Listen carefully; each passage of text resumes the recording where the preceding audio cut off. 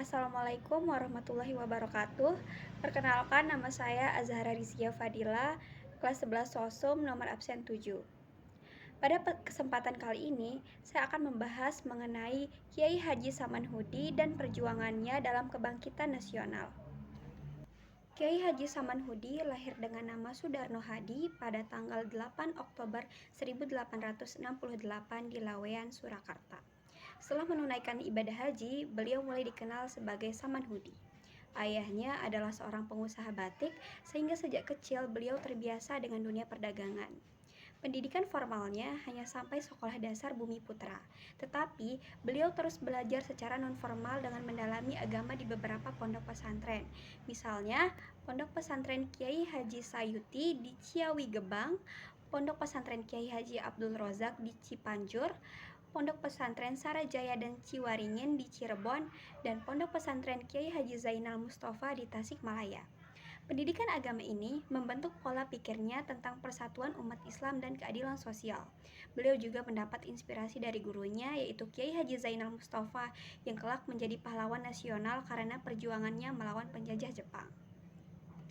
Meskipun tidak menempuh pendidikan tinggi, Kiai Haji Samanhudi memiliki dua sumber utama dalam membangun kesadarannya, yaitu pendidikan agama dan pengalaman berdagang.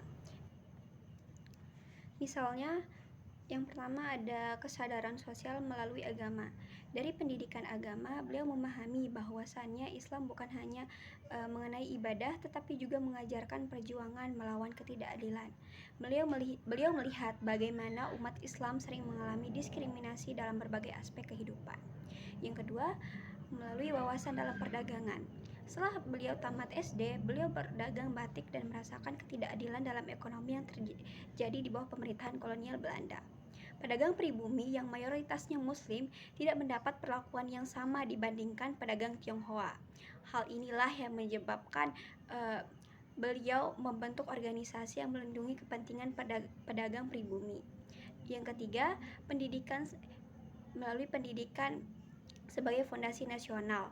Beliau menyadari bahwa kebangkitan umat Islam harus dimulai dari persatuan ekonomi dan sosial. Melalui hal ini, sejalan dengan semangat kebangkitan nasional di mana masyarakat mulai sadar akan pentingnya persatuan melawan penjajah. Pada tahun 1905, Kiai Haji Samanhudi mendirikan organisasi Reksorumekso di Surakarta sebagai wadah bagi pedagang batik.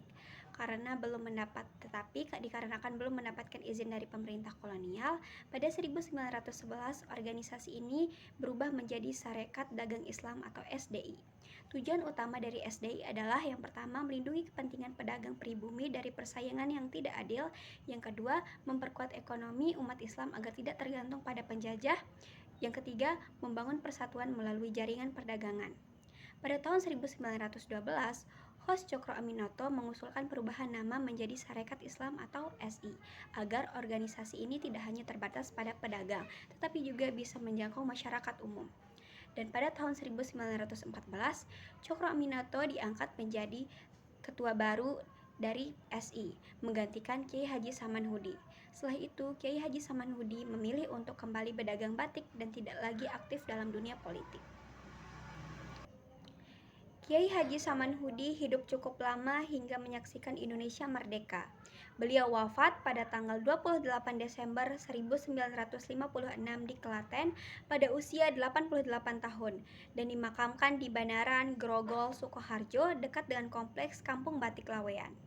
Sebagai penghormatan atas jasanya, pemerintah Indonesia menetapkan sebagai pahlawan pergerakan nasional melalui keputusan Presiden Republik Indonesia nomor 590 tahun 1961. Namanya juga diabadikan dalam Museum Haji Samanhudi di Surakarta.